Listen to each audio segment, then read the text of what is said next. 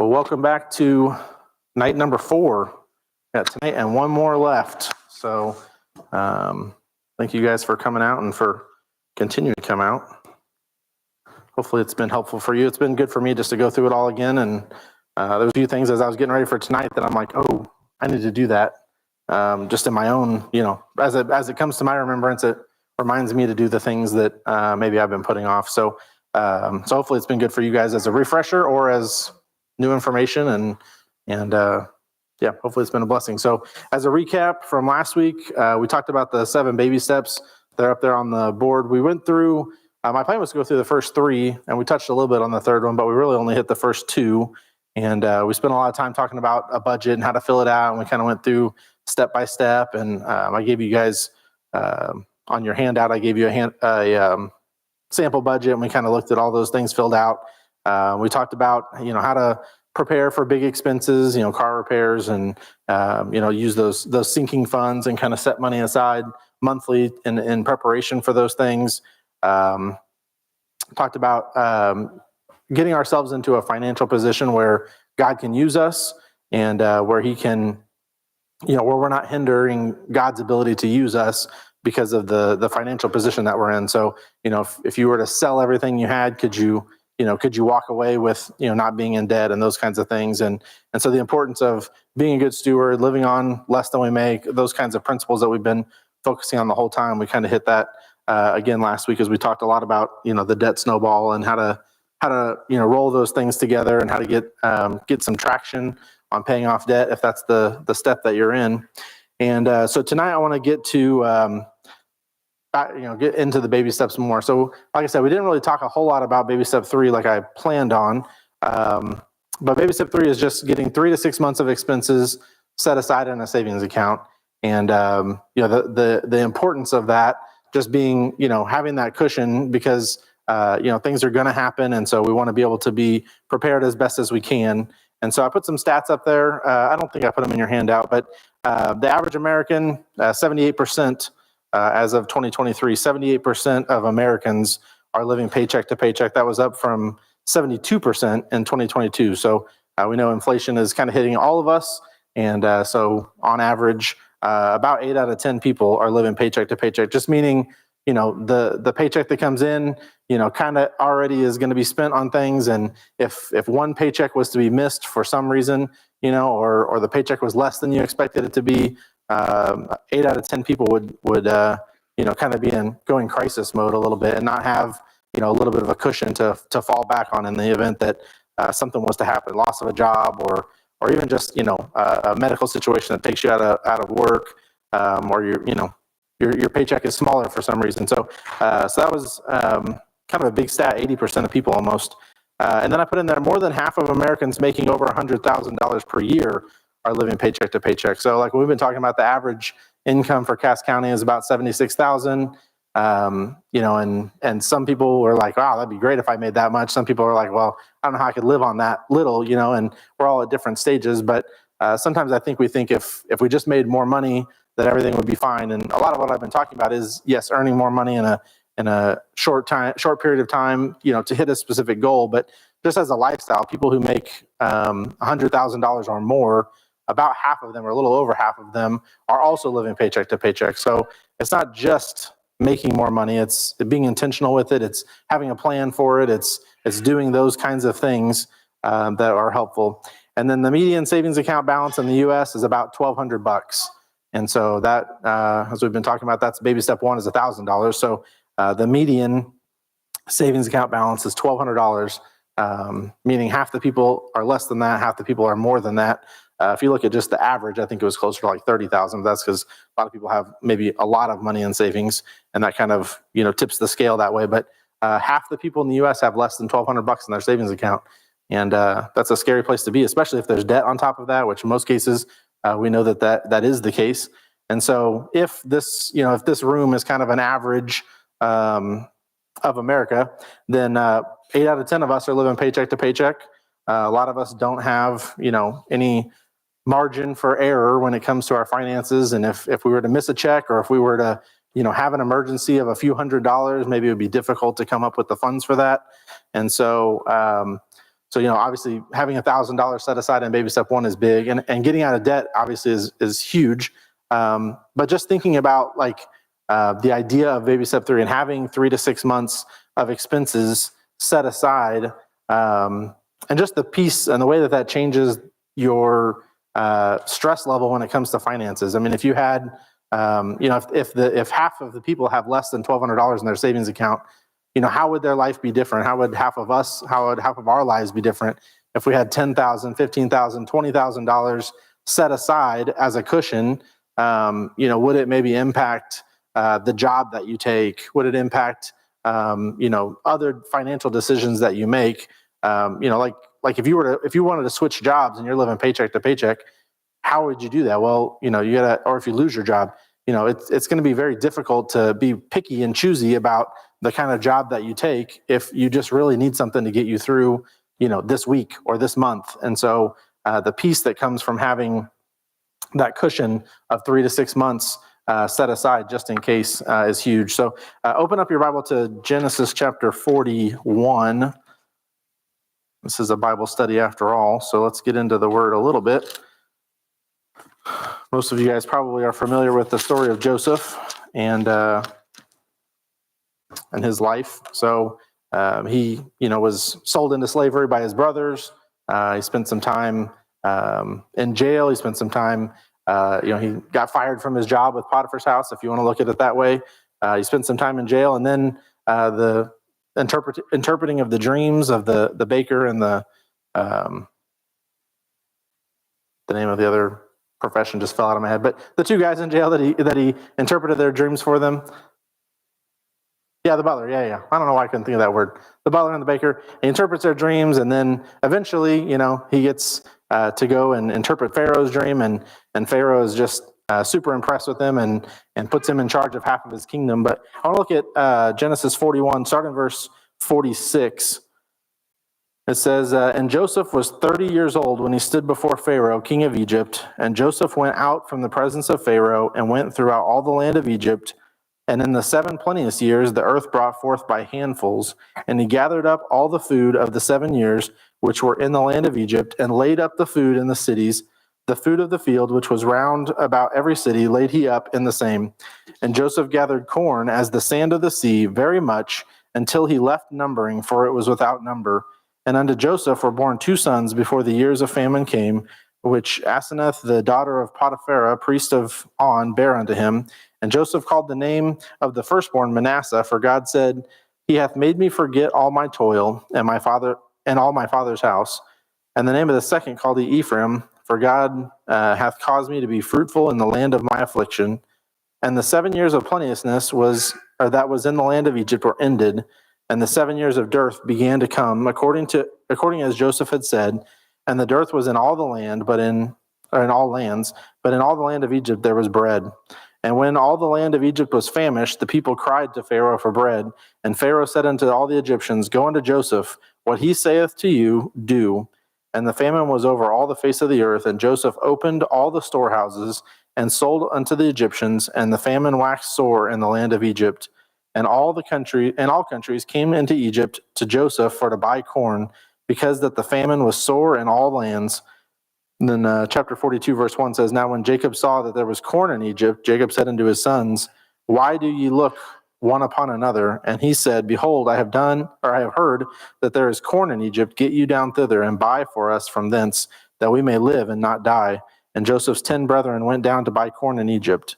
And I'll stop there, and I'm not going to do a deep Bible study dive, but Joseph, in the times that there was excess, right, he knew that the famine was coming, and so he knew that things weren't going to be great like this all the time. But it says they were collecting by the handfuls. There was too much for them to even count. They weren't even keeping track anymore because there was so much, and they set it aside so that when the famine came, when the lean times came, they would have enough. And the way that God blessed it, they didn't only have enough for themselves, but they had enough to sell and to give and all of that. And of course, God worked it, in a miraculous way by bringing his family back together. And if you know the rest of the story, the nation of Israel really is born during their time in Egypt because God allowed them to all be brought there under Joseph and kind of begin to grow as a nation. And so the point of that, though, is, be a good steward of what you have. Like, you don't know when you might lose a job. You don't know when there might be a medical emergency. You don't know when your car might break down. You don't know when those things are going to come. So, while we have the opportunity, let's take care of those things. So I put on here that emergencies aren't ifs, they are wins. So it's not a question of whether or not you're going to have an emergency. The question is, when is the emergency going to happen? And, how are you going to handle it when it does happen? And we can go, periods of time without an emergency, but eventually something's going to happen. Your roof's going to be leaky. There's all kinds of things that come upon us. And so what counts as an emergency? I've listed out 3 things. There's some blanks in your notes for that. Something that's unexpected, something that's necessary, and something that's urgent. And so those are from Dave Ramsey. That's the way he kind of categorizes what counts as an emergency. So in my house, like we have a 3 to 6 month emergency fund, and I don't think we've ever touched it. And we really try extremely hard not to touch it.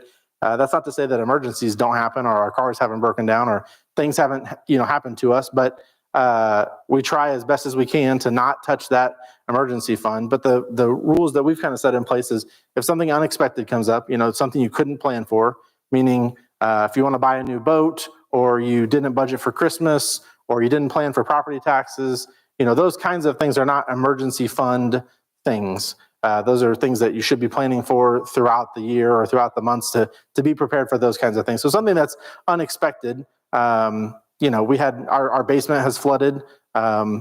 Just a few years ago, we came home from a trip.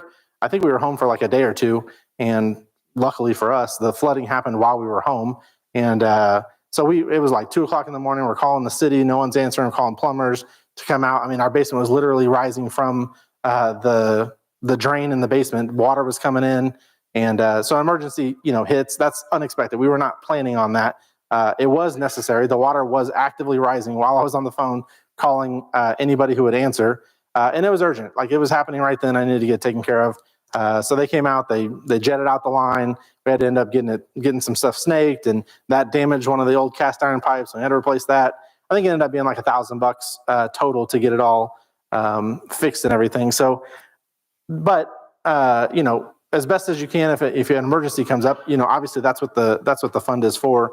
But at our house, we try, if we can, to plan ahead for things, and we try to, if we have an expense like that come up and we can readjust the budget a little bit, maybe we don't put as much money in savings that month, or maybe we don't put as much towards this other thing. We kind of have to edit the budget on the fly. So, but the point is that those things, there are things in our life that are going to happen, and so being ready for them with this baby step 3. So like, if, I don't know, your air conditioning unit goes out, we're getting ready to head into the summer now. It's going to start getting hot, even though you wouldn't know it if you went outside today. But it's going to be getting warm soon. Your AC goes out. That's unexpected. It's pretty necessary, and it's probably pretty urgent, if it's super hot outside. So if you're married, between you and your spouse, you would need to decide, at what point are we going to take out of the emergency fund? At what point do we think we can kind of cash flow this? How urgent is it? Is it something, can it wait, a couple weeks until we get our next paycheck, and maybe we can just do it that way?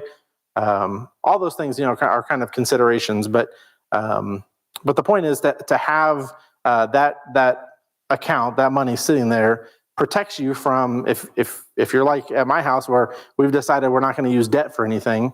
Okay, well, I can't go use a credit card to pay for something. I can't go borrow money from somewhere to use something. I don't want to tap into a 401k. A lot of people will fall back on, well, I've got my 401k, I can borrow from that, or I can use this credit card, or I can take out this personal loan, or whatever, for this thing that comes up. And so if you make the decision, like, I'm not going to do that anymore, well, some stuff comes up, and it's not realistic to be able to just have $5,000 sitting around for some large expenditure. So you need to plan ahead for those things, and so that's what baby step 3 really is there for, is to protect you from borrowing against your 401k, or borrowing money for something else, and to use kind of as a buffer between you and life. And so some people ask, like, where the best place is to put that money. I don't have that much cash sitting around the house. So, you just leave it in a savings account at your bank. You can put it in a high yield savings account. There's lots of those. There's lots of like online banks that have pretty good rates on that. So if you're looking for a place to put that, I would put it just in a bank savings account, kind of separate from everything else. You don't want it, maybe tied to your checking account. So you might accidentally overdraw your checking account and start pulling from your emergency fund just because you're not paying attention. But just put it in a savings account at the bank. It's not an investment, so you're not trying to make a bunch of money with the emergency fund. It's there just to protect and act as a cushion from other things kind of getting in the way. So does anybody have any questions about that before we move on to step 4? Okay. All right, so baby step 4 is 15% of your income being invested into retirement.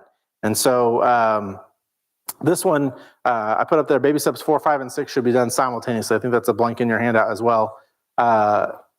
So baby steps 1 through 3, you should do them in order. 1 first, and then once you're done with 1, you go to 2. Once you're done with 2, you go to 3.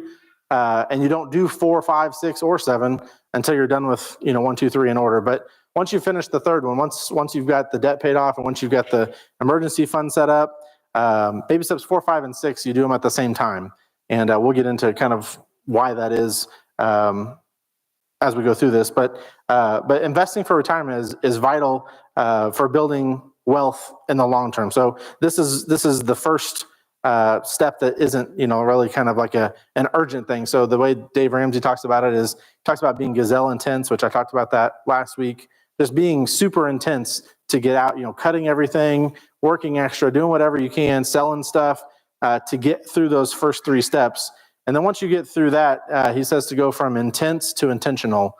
And I think you should be intentional the whole time, but that's kind of the way he describes it is just kind of flip that switch to not be quite so intense about things, but you're still being intentional about the way you're doing things. And I do want to kind of preface this this baby step with a little bit more of a disclaimer. So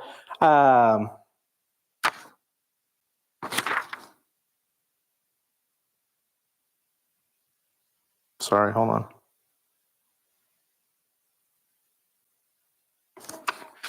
I don't know what I did here. All right, I don't know what I did with my notes, but with this particular step, so everything we've talked about so far, I think pretty much applies to everybody, right? We all should be on a budget. I know, it's important to be intentional, to have a plan of some kind. Maybe you don't write every single thing down, but I do think it's important to have a plan. I do think it's important to have money set aside for savings. I know not everyone agrees with the completely debt-free lifestyle and not borrowing money, but that in general, especially in America, not borrowing for every single thing, that kind of applies to all of us. Having an emergency fund, I think there's biblical principles behind all of those things. When you get into baby step 4, when you're talking about investing, there's so much variance. And a lot of what I'm going to talk about tonight is maybe doesn't directly apply to you. We're all at different ages. Some of us have kids, some don't. Some have grown kids, some don't. Some are married, some are single. There's a lot of variation in just like where we all are in life. And so specifically with investing, if you sit down with an investment, like a financial or a financial advisor, they'll ask you some questions to figure out what are your goals? You're saving for retirement. Okay, when do you want to retire? How much do you need to live on in retirement? Are you going to have a house payment in retirement? Are you going to have your house paid for? Are you planning on renting? Are you going to be, how do you plan for an assisted living facility? Everyone's going to be kind of a little bit different when it comes to retirement, what that looks like.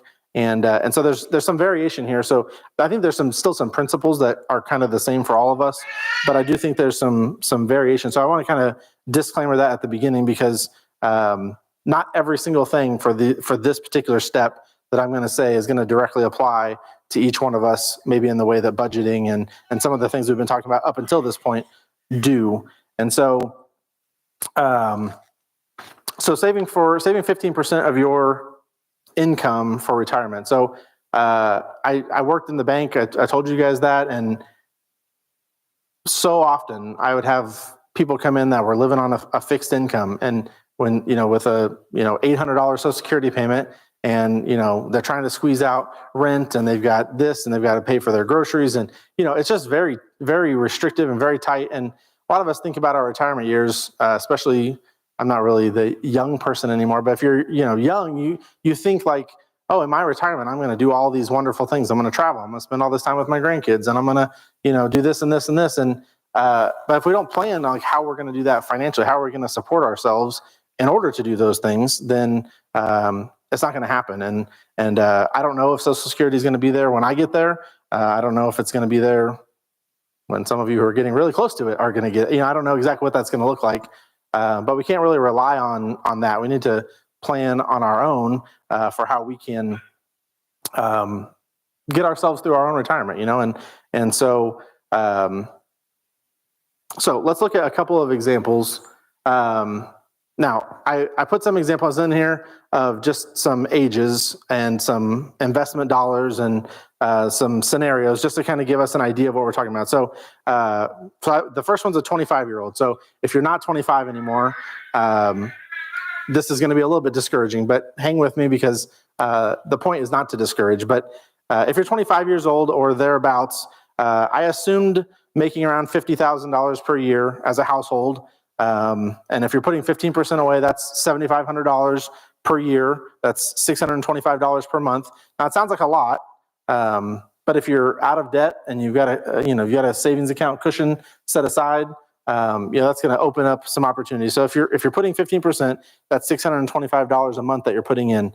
If you started with $0 in your retirement account and you put $625 in there from the time you're 25 till 65, and you average an annual return of 10%, that would be, you've put in $300,000. It would have grown $3.6 million.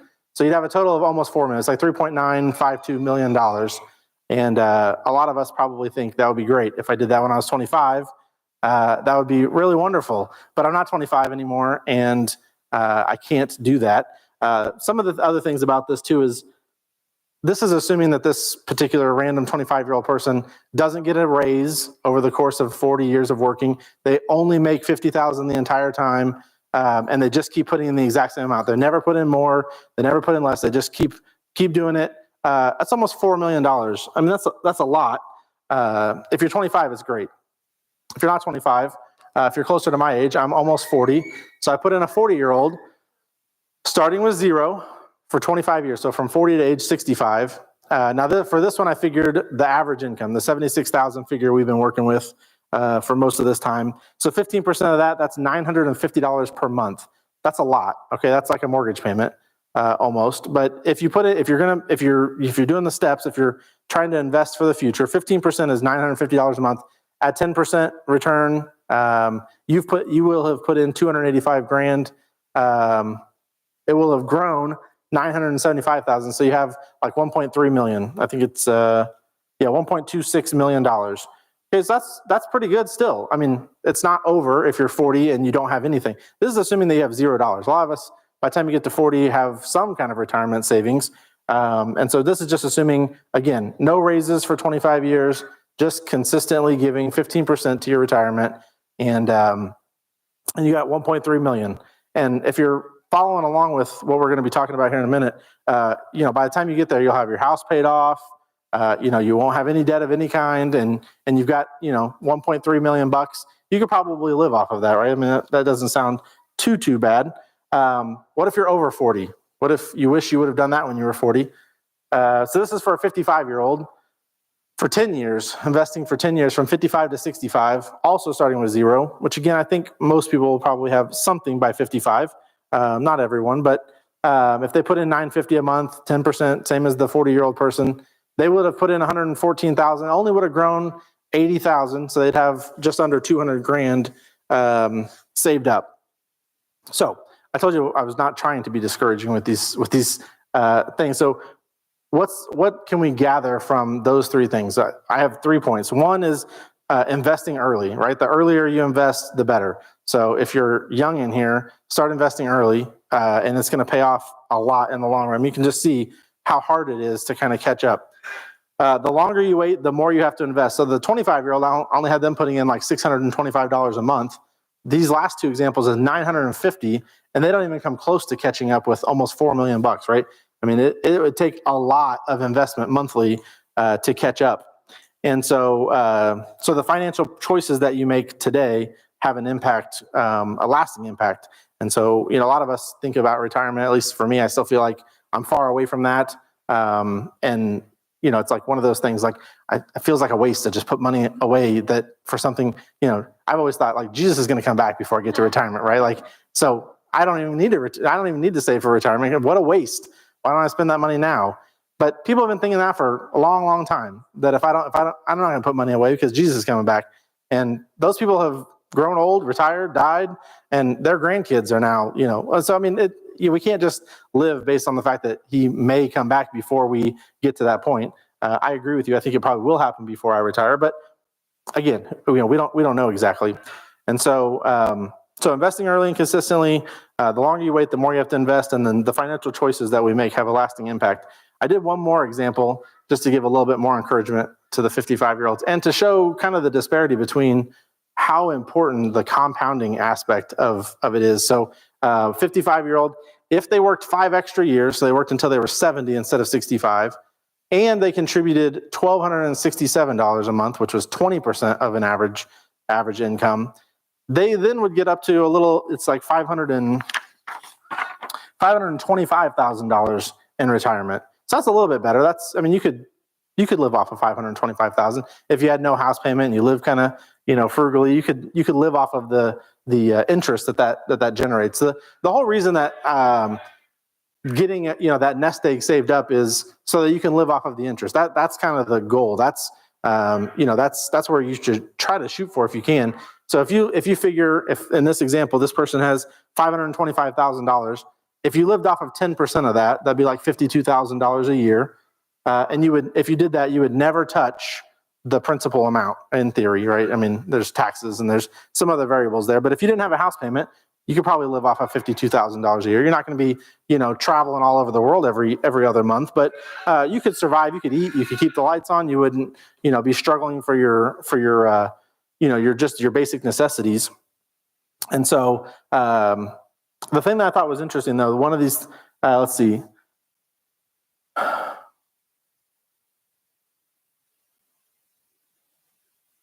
So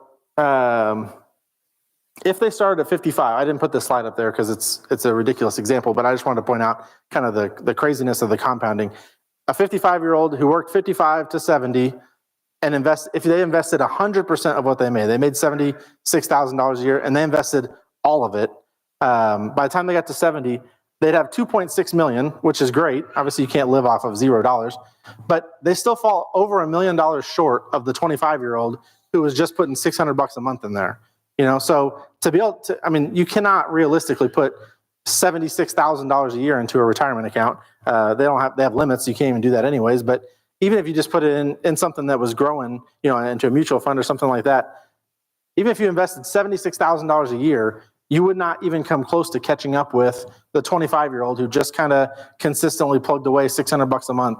And I know if you're 25, you probably think $600 a month is a lot, and it is. But the power that creates over time really is huge. And so I don't want it to be discouraging if you're over 40 or you're over 55 and you don't have anything or a lot saved. One of the Ramsey personalities, I think it's George. I can't remember who says it, but I think it's him.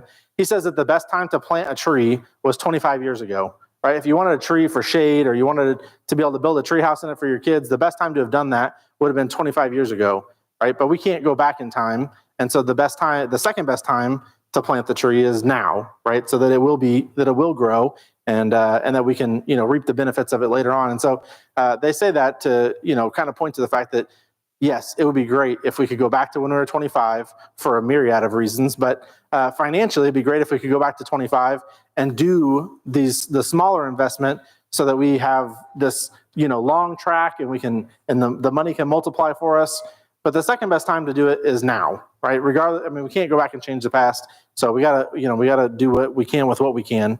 And they also talk about how, if someone's thinking about maybe considering going back to school or something like that, they're like, I'm 40. Should I go back to school and get this degree? I've always wanted to do this job, and it feels like I'm past the point where, I'm gonna be the old person in the class. I don't know if I want to go back and take these classes when I'm 40. And one of the things that they point out is they say, well, you're going to be 65 one day, either way, right? Like we're going to make it to 65, or I mean, if you survive that long, you're going to be 65 one day, or 75 or 85 or whatever age you're going to be.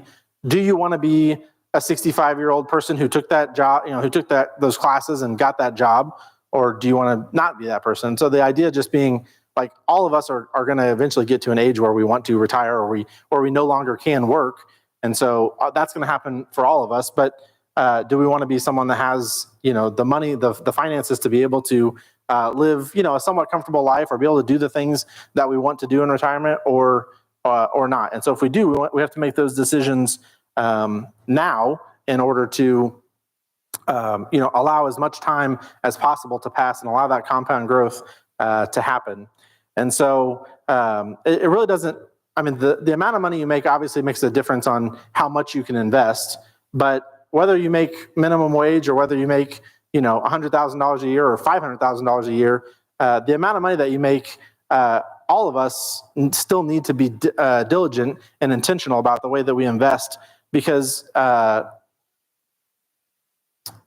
way that the compound growth works is the more you invest, the better. But just having a system in place where you systematically do, consistently invest, that has shown to be so much more powerful than just the person who invests sparingly, or they invest, every once in a while they'll throw some money in. Just doing it faithfully and consistently over time is huge. And so there's a verse in Proverbs 22, verse 7. You don't have to turn there, but it says, "The rich ruleth over the poor, and the borrower is servant to the lender." And it's just a good reminder, that verse. Dave Ramsey quotes it a lot out of whatever version he uses. But the importance of getting out of debt and freeing up that income in order to be able to invest is really, really important. It's really hard to invest $625 a month when you have $625 a month worth of payments that you're paying on all these cars and those credit cards and student loans and things like that. But when you free those things up, it does free up the income to be able to do some other things. And so there's a lot of ways to invest. There's a lot of things to invest. Obviously, the most important element is time, which we don't have control over anymore. But I do want to talk about just some ideas of how to invest. So when people think about retiring or think about how to invest in retirement, a lot of us, most of us probably have a job that offers a 401k or a 403b if you work in a nonprofit area. Or if they don't, maybe you're familiar with the term IRA.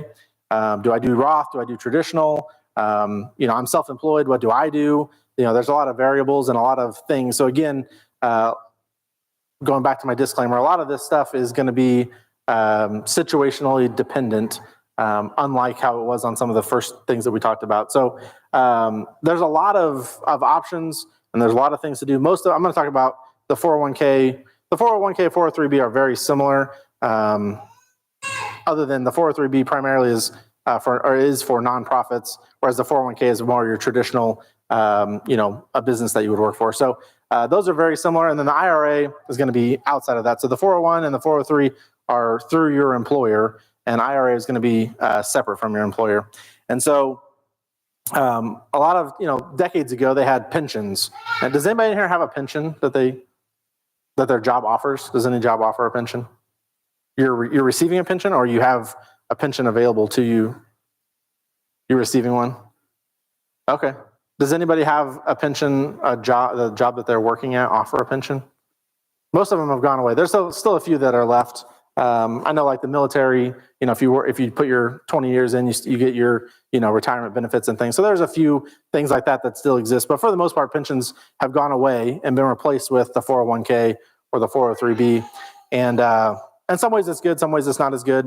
It just kind of depends on the person. But those are for the most part gone, and has switched over to this 401k, 403b. So with the pension, your employer set aside money each month for you, so that whenever you're done, if you work for them for 20 years or 30 years or whatever, then they guarantee your income for the rest of your life, or for the rest of you and your spouse's life, whoever lives longer. That's a crude way to say that. I'm sorry. It could be, yeah.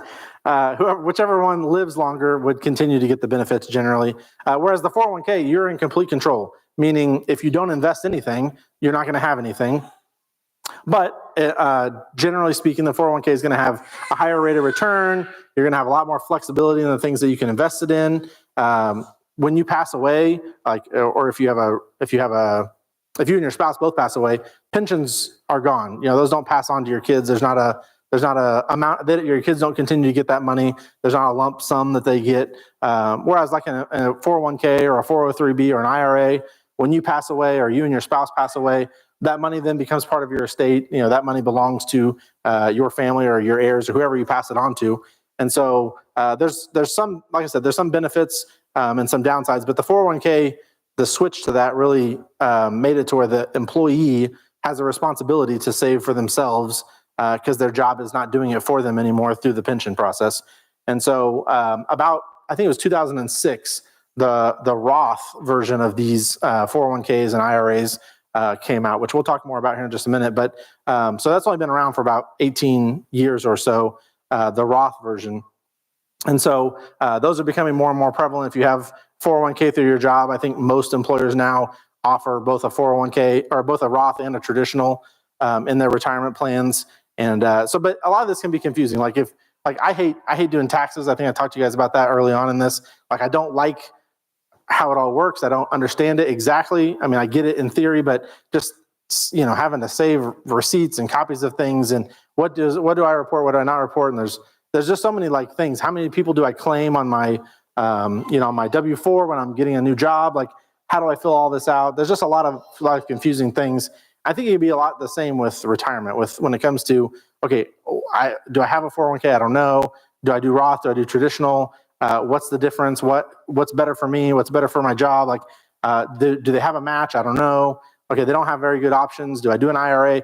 There's a lot of variables there, and so I want to try and simplify it kind of as best as I can in the time that we have to make it make sense and to kind of point out the advantages and disadvantages. So the traditional, that's been the kind of standard since 401k started.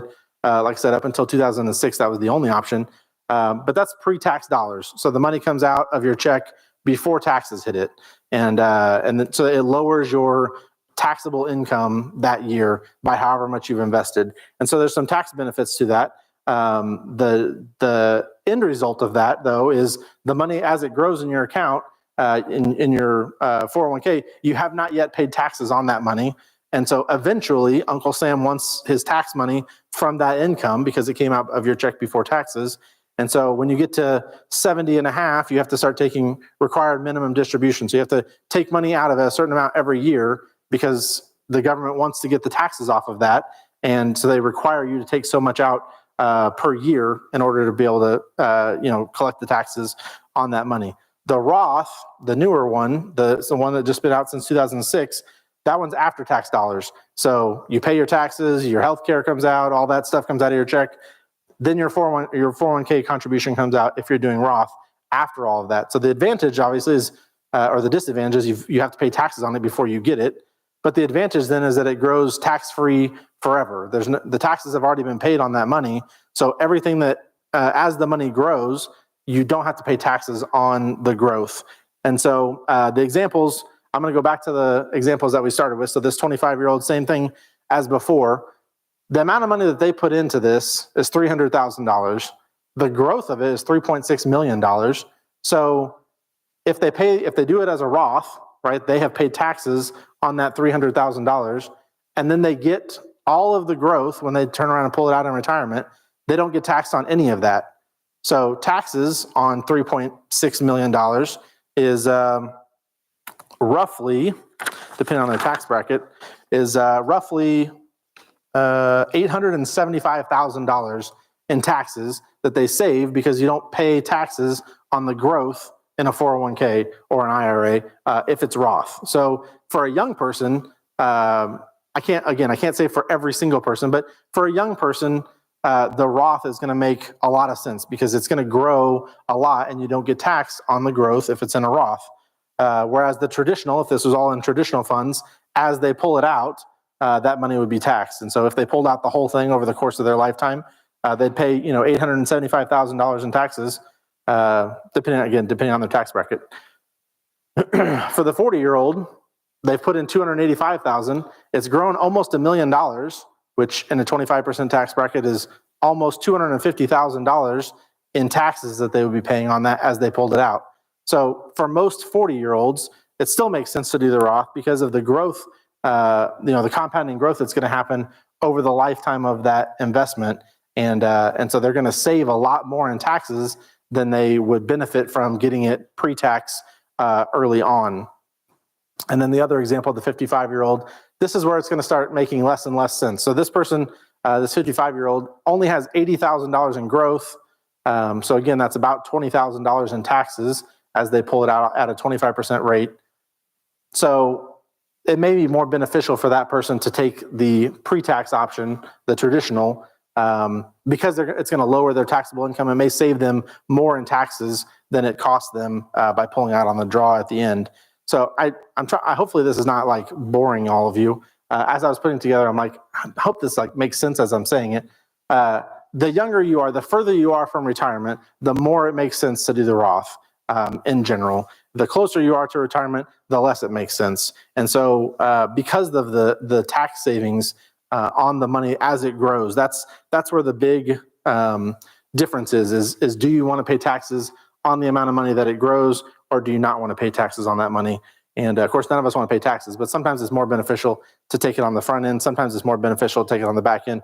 It really depends on your age. And of course, it depends on how much you invest. I mean, if you're 25 and you really never put money in it, well, it's not going to grow very much, so you're not going to have very much taxes. So there's a lot of variables, and so these are just some kind of principles that we want to pay as little in taxes as we can legally, and maximize the money that we have available to us in retirement. And one of the great ways to do that over the last 18 years has been the Roth. And again, most jobs now offer it as a 401k, as a 403b. If they don't, you can do an IRA outside of your employer. The benefit, obviously, of the 401k is it just comes out of your check. You don't have to, you worry about it in that you set it up and all that. But once you set it up, you pick the funds you want it to go into, you don't really have to manage it regularly. You want to check on it, make sure it's, make sure your investments are doing okay. But there's not a lot of maintenance on it. Whereas the IRA, it's going to be something you got to go to a financial advisor or to a bank or wherever, and you're going to set this up, and then they can still do monthly withdrawals from your checking account or whatever. But there's just that one extra step, and so sometimes the 401k, as long as you have good options within that, is going to be kind of your best option. So I want to clarify too. I probably should have done this before I got into all this. Is the 401k or the 403 or the IRA, whatever the thing is, that's like the vehicle that your investment is in. So you're not investing in a 401k, you're not investing in a 403b or an IRA. That is like the government recognized tax shelter that your account is in, or your investments are in.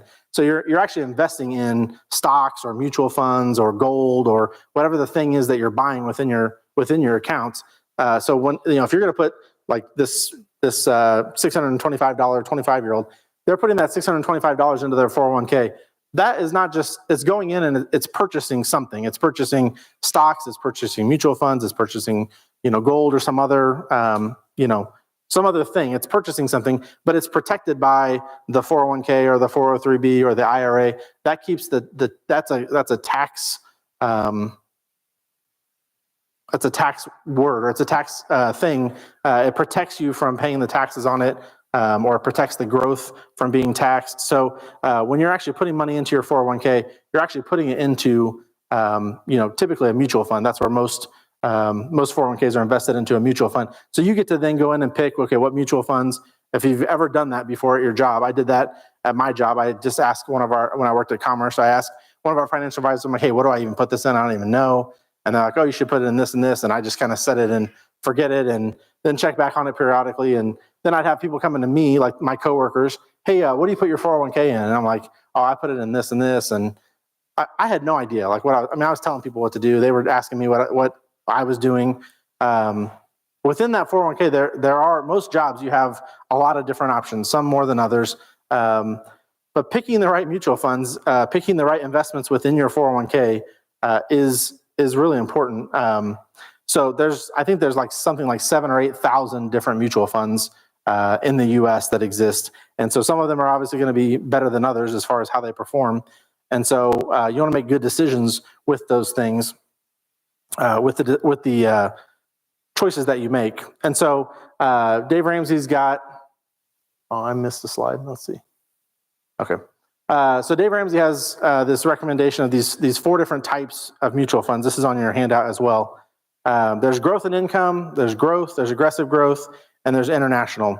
And so the way he recommends doing it is 25% into each one. You just kind of split it up evenly between all of those.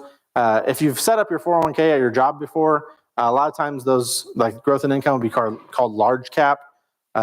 Growth would be mid cap, aggressive growth is small cap. All that means is big companies, medium-sized companies, and small companies, as all those words mean. And so if you just think about it logically, okay, if I'm gonna put some money into the stock market, I'm gonna want some Walmarts, some Coca-Colas, some Exxon, some Apple, these big, huge, like mega corporations that are just kind of pretty steady, right? They steadily grow year over year. They're going to be pretty like slow and methodical. They're not going to have huge variations up or down in their stock prices, right? It's going to be mostly, trending slowly up. They're going to be kind of boring as far as investing goes. They're going to be fairly boring. I mean, there's not a whole lot that Apple can do that's going to cause their stock price to plummet long term, maybe for a day or, a short period of time if they have a bad product that they release or something. But in general, those companies are so big that it's hard for them to like completely fail or to lose money consistently over a long period of time. Mid cap is going to be smaller companies. I had to look this up. I'm like, what are mid cap? Some examples of mid cap companies. I looked at like a couple hundred of them, and I'm like, I don't even know what most of these companies are. There was a few that I recognized. Five Below. You guys know the store Five Below. That's a mid cap company. If you just think about like in size, like how big the store Five Below is, not the stores, but as a company, think about, I don't know how many locations they have. That's like a medium-sized company. That's a mid-cap company. There's a few other ones that I had on here. Roku, they make TVs and, the Fire Sticks, or not Fire Sticks, whatever the little stick is that you put in your TV. That company, so those are going to be like a lot of companies you don't even recognize because, they're like a lot of pharmaceutical companies and maybe things that you wouldn't even know the name of them. But those are like your medium-sized companies. So maybe they come out with, maybe a pharmaceutical company comes out with a new drug that like revolutionizes something, and it takes off because this is some new thing, and people are buying a bunch of it, and their value goes way up. But in general, mid-cap is going to be kind of a little more volatile than a big company. It could, ebb and flow. The CEO gets arrested for some crime. That's going to plummet the stock for a little while. Like, there's going to be some more volatility in the mid cap. The aggressive growth, the small cap, that's going to be your smaller companies. I wouldn't even recognize most of the names of these companies. These would be small companies that are still publicly traded companies. But they're going to be the most volatile, right? They're companies that maybe have 25 employees. These companies are either on the up. They're like they came out with a new product. All these companies like Apple, and at some point they all started out as a small company, right? And they had these ideas or these inventions or these products or these services that were so great and caused their stock to skyrocket. And they kind of moved up through the mid cap and the large cap. But the small cap is going to be companies that are these companies could close completely and you could lose the money, or they could really take off, or they could do really anything in between. So they're much more volatile, but you want kind of a good mix of those things, because if you just only do large cap, you're just going to have kind of slow, steady growth that may not even keep up with inflation prices, especially inflation prices or inflation that's so high right now.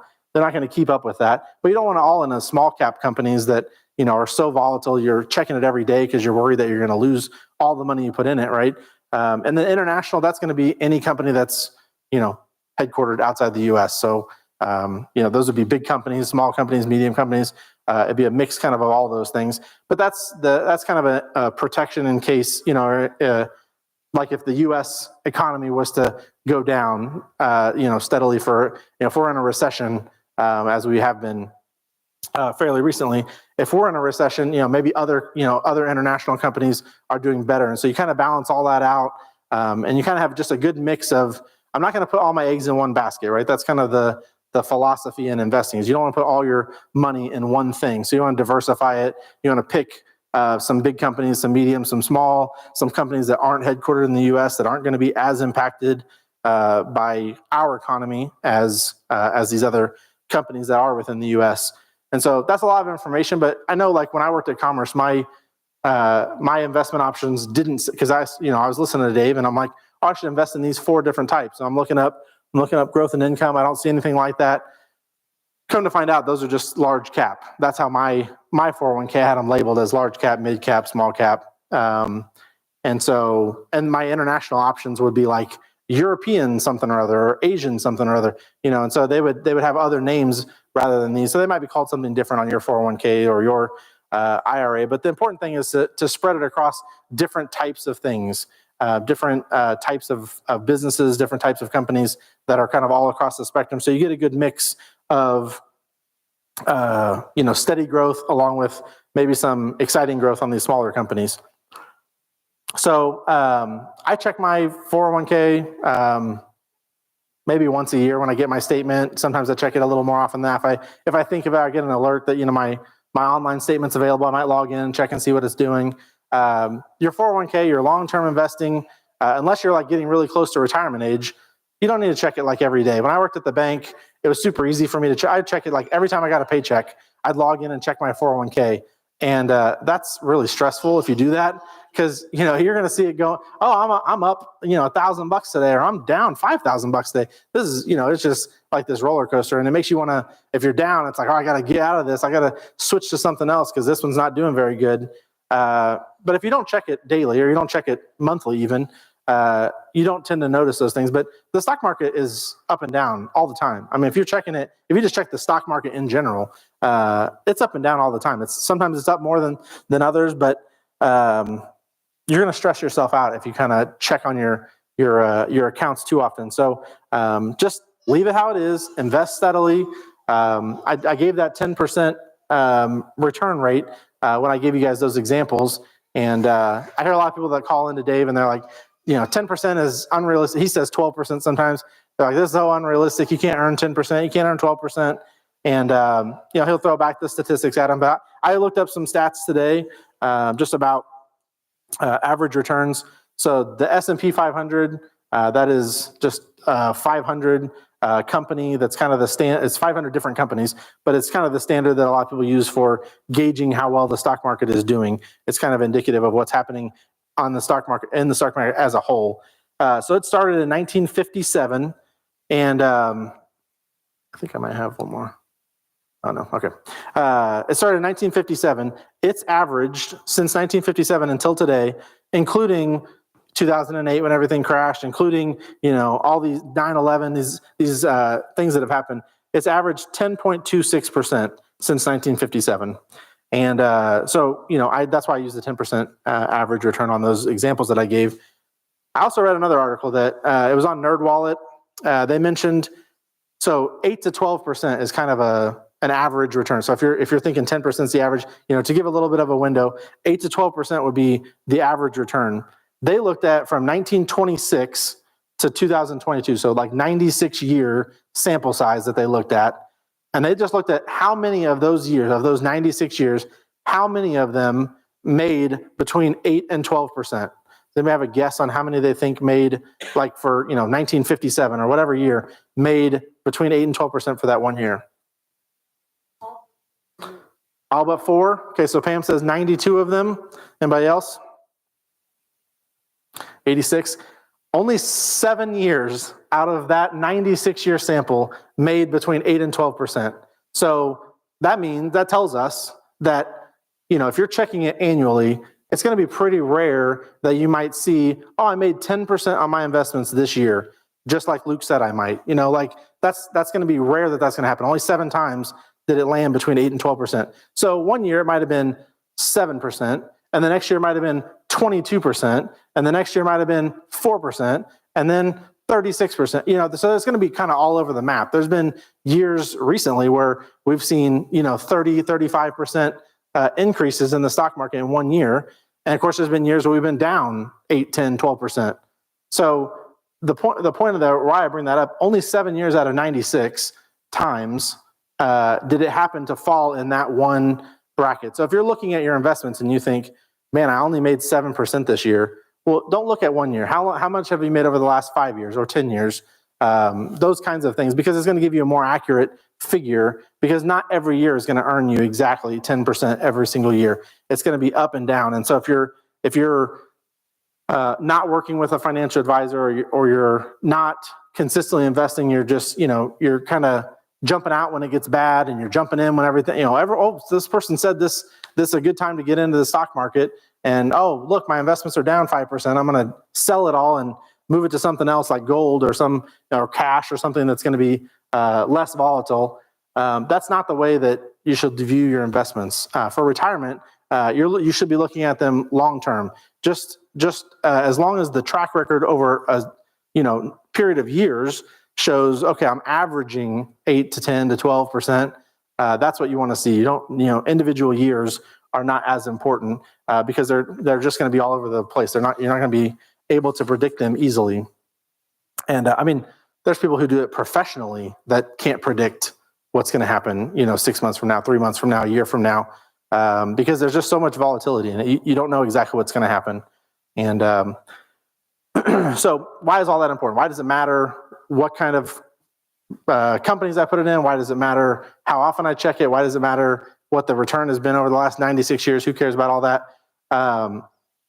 I say all that because if you go in and you check your account and you look and you see, I'm down 5% so far this year, since January until now, I'm down 5%. Well, give it another couple months and see, you might be up 5% or more. It's about being consistent and continuing to invest. If you look at it okay, let's say you jump in and you buy, let's just for easy numbers, so I'm gonna do a math on the fly. Let's say you buy something, you buy a share of something, and it's $100 a share, and you log in 6 months from now, and now it's down to $95 a share. And you're like, well, man, I lost 5% of my investment. That you could look at it as, well, I'm down 5%, or you could look at, now's the time to buy more because I was happy to buy it at $100 a share when I bought it the first time, and now it's on sale for $95 a share. Now, if you think it's going to continue trending down, obviously you don't want to sink money into something that you think is going down, but it's like if something's on sale at the store, like if it's something you were going to buy anyways, you should buy it at the sale price, because if you're willing to pay full price for it, you might want to buy it when it's on sale. So that's why it's so important to work with like a professional on investing. Hopefully you guys are not taking my advice and like going to go change your 401ks tomorrow or something like that. Like don't do that. This is kind of more principle and to maybe help you understand the way that it works a little bit. And but it's important to work with somebody. So Brendan and I have a financial advisor in Lee Summit. And so we sat down with him. He helped us set up, roll our 401ks from our old jobs. When you leave a job, you should try to roll that 401k over. So there's a lot of things that a financial advisor can help you with.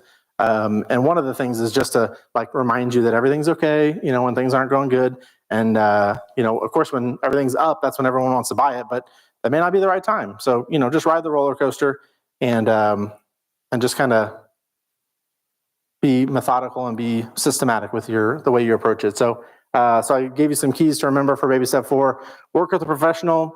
When you invest for retirement, have a long-term view, invest early and consistently, and take advantage of employer match. So I don't want to talk about that, but if you have a match with your employer, obviously you're getting 100% return on your money as soon as you put it in there. So that's obviously a good place to start. Even if their options for mutual funds are terrible, to double your money as soon as you put it in, there's no mutual fund that does that. So taking advantage of the match.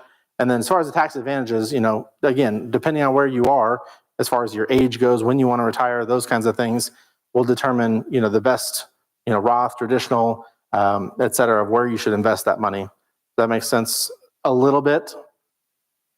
Okay, you don't have to catch all of it, but hopefully it makes a little bit of sense. Okay, baby step 5. So I'm not going to spend a ton of time on this one. It's safe for kids' college. And so the reason we're not going to spend a lot of time on it is it doesn't apply to all of us. Some of you have kids that are grown. Some of you don't have kids. So, you're not going to save for kids' college if you don't have any children, or if they already are done with college. That doesn't make sense. So, but for those of us who have kids who are still in the home, who are actually still children, the most common option for college savings account, it's called a 529 plan. There's some tax advantages to that. Anything you put it's after-tax dollars, so you can't do any pre-tax contributions, but it's after-tax contributions that you put in there. But every dollar that it grows is tax-free when you take it out, provided that it's used for educational expenses. And that's a pretty loose term. The way that it's set up is you can use it for a computer that you sometimes use for college. You can use it for room and board. You can use it for, obviously tuition. You can use it for different things within that umbrella of education. So it's super flexible. And when I first kind of started looking into the 529 for my kids, my parents gave me a little bit of money and said, this was when we only had Jackson. They gave me a little bit of money, my sister a little bit of money, and they said, hey, put this in a college account for your kids. And I'm like, well, I don't have a college account for my kid. He's like, a year old at the time.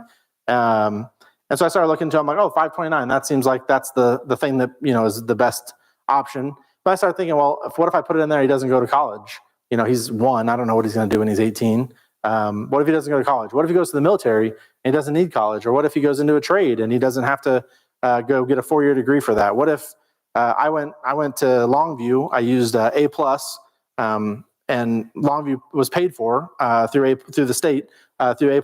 So I got that for free. So what if my son does that? I don't know, what the plan is for him, because it's so far in the future. And so I was a little bit hesitant to start one because I'm like, well, I don't put all this money in something and then he can't even use it anyways. And now, then what are we going to do with it?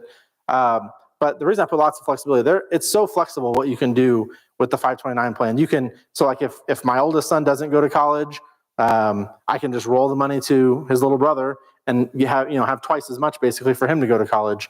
If neither one of them goes to college or doesn't need all of it or whatever, Brenda or I could go to college, or I could save it for my grandkids, or I could give it to a friend or a family member, or a niece or a nephew, or like there's a lot of, you can transfer the beneficiary of it really easily to a lot of different things. There's like almost no limit to the things that ways you can transfer it. And then the other thing is that they do is, like, let's say my son goes to Longview, he does A+, and it's paid for, and we know he's only going to do 2 years at Longview and he's not going to do any more schooling after that. Well, you can pull out, if he gets a scholarship, so A+ counts as a scholarship, you can pull out money from the 529 plan equal to the amount, up to the amount of the scholarship. So for example, let's say Longview's $5,000 a year. I don't know how much it is, but let's say it's $5,000 a year and books are $1,000. He's paying $6,000 a year to go to college. And the A+ is paying for all that. I can pull $6,000 a year out of that account without any taxes, without any penalties, to match the amount of his scholarship. Same thing goes if you got a academic scholarship or you got a athletic scholarship or something like that. So you can pull the money out a lot of different ways without being taxed on it. And so it grows tax-free. So it's a really great option. We have it for both of our kids.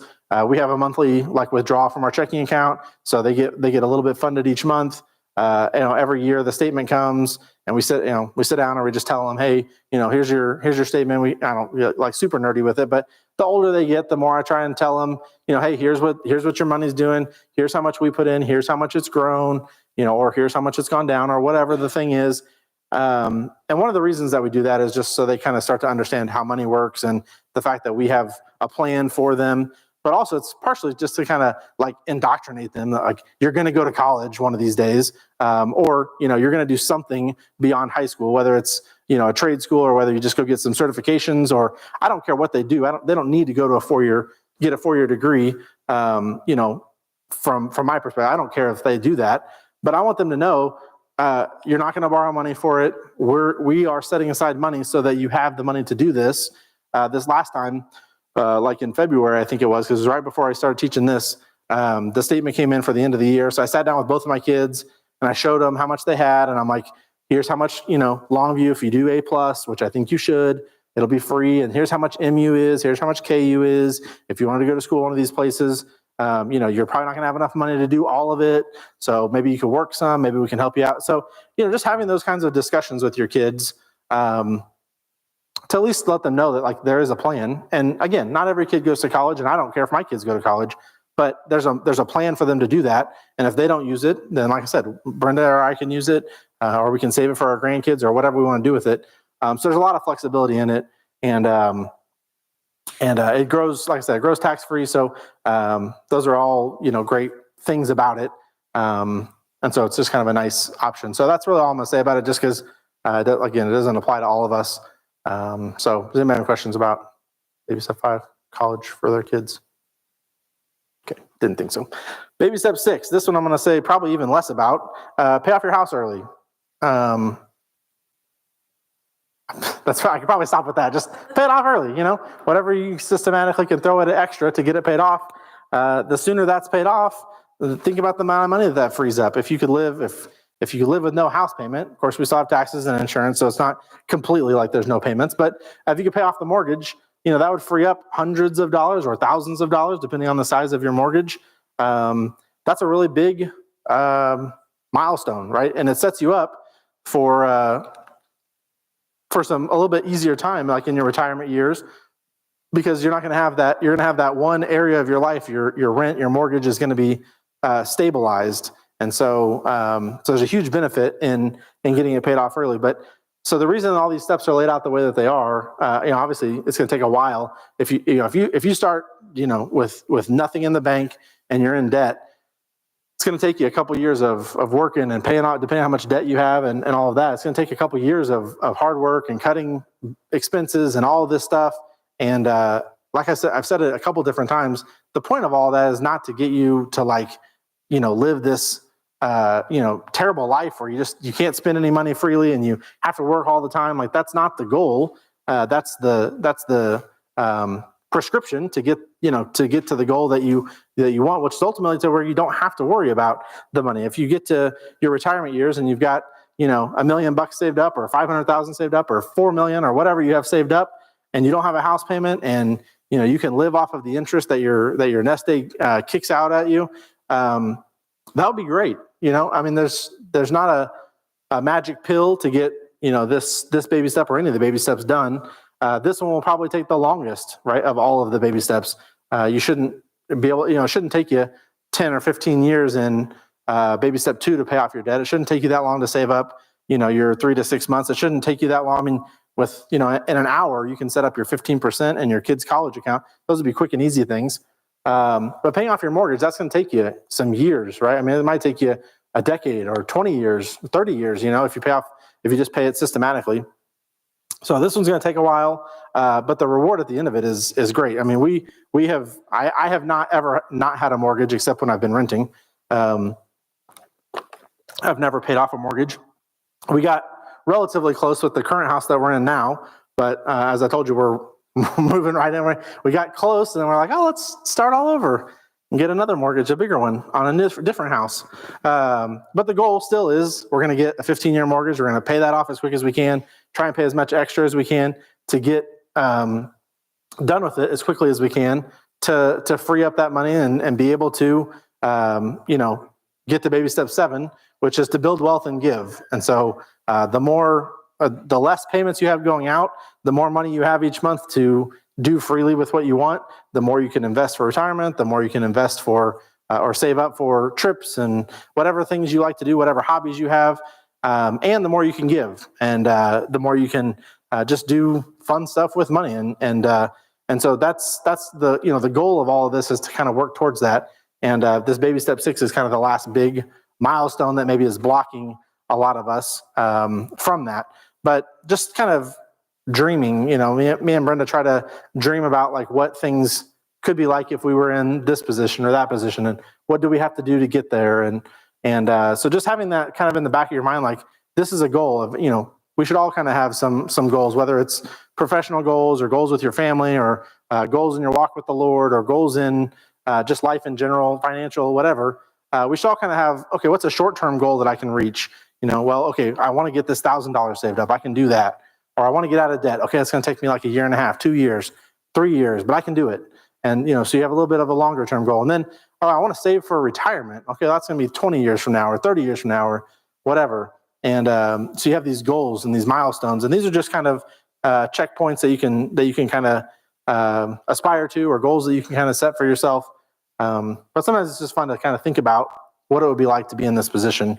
And so anyways, so that's baby step 6. We'll talk about baby step 7 next week, and we'll get into, I told you guys we'd talk a little bit about insurance, life insurance, and just some other things that we haven't done along the way. And then we'll have a question and answer next week. So maybe if you have questions that you've been wanting to ask or thinking about asking, plan on that. Yes, ma'am. All right, John, you're up. I gave it to the right person. He's right next to you. You didn't have to get up. Oh, sorry. So not trying to step on your toes, because paying off a mortgage is great. But from a real estate aspect and even a safeguarding aspect, it is recommended to always have something else other than yourself that owns your home. What do you mean by something else? A bank. So whether you pay off your mortgage and put it in a trust for your children, if not if you die, because you will die eventually, but not only that, but also if you're younger. I used to work in real estate, and so the ladies upstairs would always say, either if you're keeping a small equity line, something that way, if you get sued, you don't lose everything that you've just invested in. So I used to tell people that as well. Yeah. When I worked at the bank, that I would sell home equity loans and lines of credit, because that was what was taught to me is if you have your house, because I would say, oh, do you need a line of credit for anything? Or, trying to sell this home equity product. And they're like, well, I don't even have a mortgage. I don't need it. And I was like, that, if we heard that, we're like, oh, that's perfect. You don't have a mortgage. You're at risk for, what's the word? Fraud, some kind of real estate fraud. I think there's a term for it, but where title fraud. Yeah. Thank you, Ron. You're at risk for title fraud, meaning someone could come in and they could, go to the courthouse and, there's no lien recorded against your house, and they could do that, and they could try and sell your house. And so we used a lot of those same kinds of techniques, not the right word, but sales tactics. We would use that same kind of thing as a way to sell people home equity products. Is it possible that somebody could put a lien on your house if you don't have a lien on your house already? Yes, probably so. But I meant as far as like when you die, like putting it in a trust or something like that afterwards to kind of safeguard from that jazz. We had to deal with it when our grandpa died. So you can have a beneficiary on your house, just like you have on a car or on a bank account or something like that as well. You don't have to have a lien on it in order to do that. I'm not saying that there's not some benefits in having a trust, depending on the size of the estate, and you do want to make it easier for your relatives to deal with your stuff after you're gone. Because if you don't have anything lined out, or you still have your ex-wife on your mortgage or on your deed of your house, and that didn't get taken care of, and now you die, and now her kids get your house, and they were supposed to get. There's a lot of things like that could potentially go wrong. So there is a lot of like estate planning ideas that are good, but having a mortgage on it or paying off your house doesn't necessitate or doesn't make those things more or less likely to happen. You still need to have the right titling in place so that it goes to where you want it to go. Have a will, if you do a trust, have the trust actually own the stuff. That's one of the ways to do that. So but that's a good point though. There is some advantages to having somebody else or having it set up the right way. So okay. So your homework for this week, April 1st is Monday. So I've been talking to you guys about doing a budget. Obviously, I'm not making anybody do anything. I'm not going to check your budgets. You don't have to turn them in. This is not a class like that. But if you're going to do a budget, if you want to try it out, April, is coming up in like 5 days. So it'd be a good time to get that started. If you're married and you're the nerdy person in your family, or in your relationship, you should get started on that now, so you can then present it to your spouse and say, this is what I came up with. What do you think about this? Give you guys time to go back and forth and figure out where you're going to land on those things. But we try to have our budget done by the 1st. I will admit it doesn't always happen by the 1st. Sometimes it's a little later than the 1st. But if you have it done before the 1st, that's ideal, because then you know how much everything's going to be. And by the time the 1st hits, your mortgage is out, and a lot of these bills come at the 1st of the month, and so a lot of your a lot of your money may be spent pretty quickly if you don't get on top of it early. So if you're planning to do a budget, now is the time to get started on that for April, because it'll be here very soon, even though it doesn't feel like the month or the year should be a third of the way over already, but it's working its way there. So that's all I've got. We are 2 minutes early. Well, by the time I pray, we'll be on time. Well, let's pray, and then we'll be done for tonight. Dear Lord God, thank you again for this evening. Thank you for just the opportunity to teach on finances, God, and to just be wise stewards, God. That's all we desire to do, is to just do the right things with the resources that you've given us. And God, I just pray that you would help all of us to be good stewards. I pray that you help me to be a good steward of what I have. And God, we know that there's lots of things, and there's lots of ways to be unwise. And so, God, I pray you help all of us to just be intentional, be paying attention to what's happening with our finances, be paying attention to the things that we're spending our money on, because we know that we spend money on the things that are important to us. And so, God, I just ask that as people are working on their budgets for April and beginning to get ready for that, God, I pray that you would just help them to just be good planners, and be able to go back and look at previous months, and God, just do the right things that you want them to do with their finances. I pray that if they're married, God, I pray that it would be a good thing for their relationship to be on the same page when it comes to their finances, and that it would not be drudgery, or that it would not be causing fights and problems, God, but that it would be a way to get on the same page and be unified and have similar goals. And God, I just thank you for this opportunity to teach this series, and I pray, God, that it is profitable for all of us. And I just ask your blessing on us as we go out. And again, God, just lift up this Sunday with Easter, and just all the guests and visitors that are going to be attending churches all over the country and all over the world, God, that you would just use this weekend as a great outreach for the gospel, and just help us to be a part of that here at Heartland. In Jesus' name, amen.